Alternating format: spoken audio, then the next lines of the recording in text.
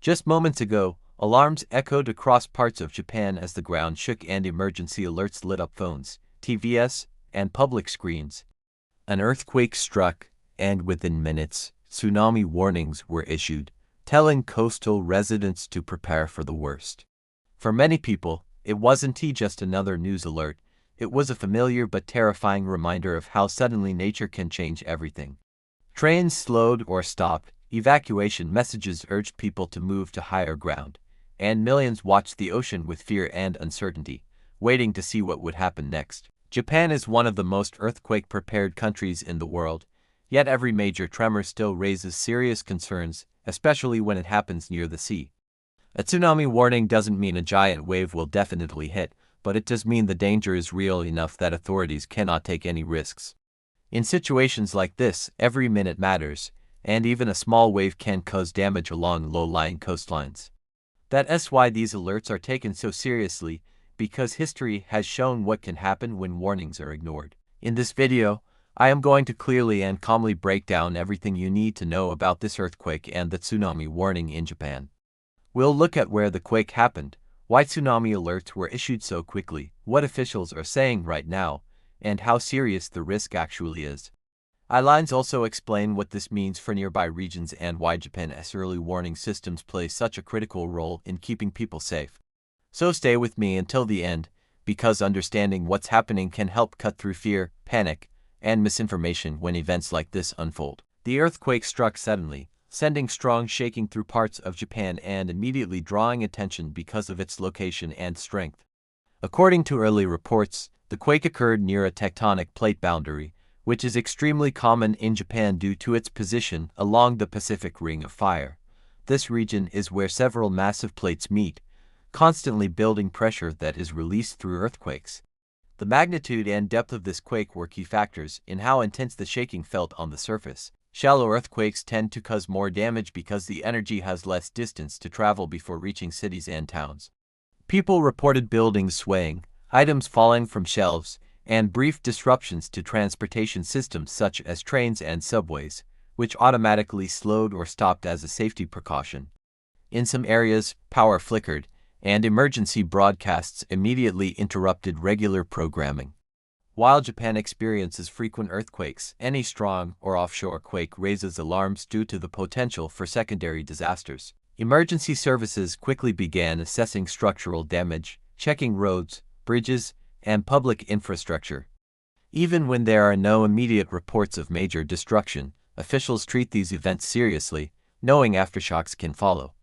This initial phase is critical, as authorities work to understand the earthquake's scope, gather seismic data, and determine whether warnings or evacuations are necessary to protect lives. A tsunami warning is issued when an earthquake has the potential to displace a large volume of seawater, most commonly when it occurs beneath or near the ocean floor. In this case, seismic sensors detected conditions that suggested a tsunami could form, triggering an automatic response from Japan's meteorological and disaster management agencies. It's important to understand that a tsunami is not a single giant wave like in movies, but often a series of powerful surges that can flood coastal areas over time. Authorities issue different levels of alerts depending on the expected wave height and risk. A tsunami warning indicates a serious threat, while an advisory signals dangerous currents and smaller waves that can still be deadly. Even waves under 1 meter can knock people off their feet, damage boats, and flood ports. Because it is impossible to predict the exact behavior of the ocean in the early moments, officials act on the side of caution. Coastal residents are told to evacuate to higher ground, move inland, or go to designated shelters. These warnings are issued quickly because tsunamis can reach shorelines within minutes, leaving very little time to react once waves are visible. As the situation develops, official updates play a crucial role in keeping the public informed and calm. Government agencies, including the Japan Meteorological Agency, continuously monitor sea levels using offshore buoys and coastal sensors to detect any abnormal wave activity. In the hours following the earthquake, updates focus on whether tsunami waves have been observed, how high they are, and which areas remain at risk. If waves are detected, authorities provide specific instructions for each region, adjusting evacuation zones as needed. In some cases, warnings may be downgraded or lifted once it becomes clear that the danger has passed. However, officials often stress that people should not return home immediately, as multiple waves can arrive over an extended period. Emergency broadcasts, mobile alerts, and public loudspeakers ensure information reaches as many people as possible. Transportation services, schools, and businesses may remain suspended until safety is confirmed. Even if damage appears limited, these updates are vital because clear communication prevents panic and discourages risky behavior. By relying on verified information rather than rumors on social media, people are better able to make safe decisions during a rapidly changing situation. Japan's ability to respond quickly to earthquakes and tsunami threats comes from decades of investment in disaster preparedness. The country has one of the most advanced early warning systems in the world, capable of detecting seismic activity and sending alerts before the strongest shaking reaches populated areas. These few seconds can allow trains to stop, factories to shut down, and people to take cover. Along coastlines, seawalls and tsunami barriers have been constructed to reduce the impact of incoming waves, though officials acknowledge that no barrier offers complete protection. Regular nationwide drills ensure that residents know evacuation routes and emergency procedures from a young age. Schools, offices, and communities practice earthquake and tsunami responses multiple times a year. Buildings are also engineered to withstand strong shaking, using flexible designs that absorb seismic energy. While preparedness cannot prevent natural disasters, it dramatically reduces casualties and chaos. Japan's experience shows that education, infrastructure, and early warnings save lives, even in one of the most earthquake-prone places on Earth. These systems are constantly reviewed and improved based on lessons learned from past events, ensuring the country is always refining how it responds to emergencies. Whenever a tsunami warning is issued in Japan, people across nearby regions naturally wonder if they could also be affected. Tsunami waves can travel across entire oceans, but they lose energy over distance and interact with underwater geography along the way.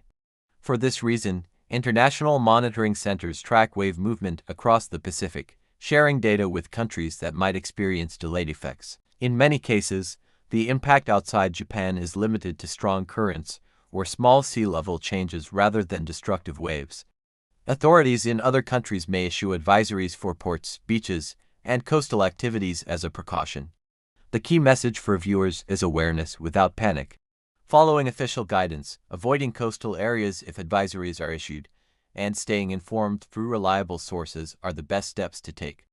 Events like this are reminders of how interconnected our planet is and how modern monitoring systems allow governments to communicate risks quickly. While the situation may sound frightening, these warnings exist to protect people, not to alarm them unnecessarily. Staying calm and informed is always the smartest response. As the situation in Japan continues to be monitored, the most important thing to remember is that timely information and preparedness save lives.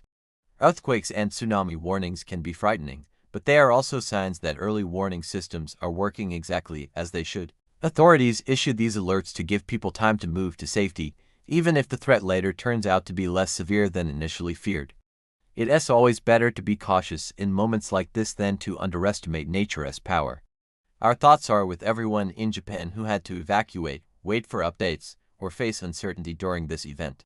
These moments are stressful, even in a country as prepared as Japan, and they serve as a reminder of how quickly normal life can be disrupted. If you live in or near coastal areas anywhere in the world, situations like this highlight why knowing emergency procedures and paying attention to official alerts really matter. Airlines continue to keep an eye on verified updates and share important information as it becomes available. If this video helped you understand what's happening and why these warnings are taken so seriously, consider subscribing and turning on notifications so you don't miss future updates. Stay safe, stay informed, and thank you for watching.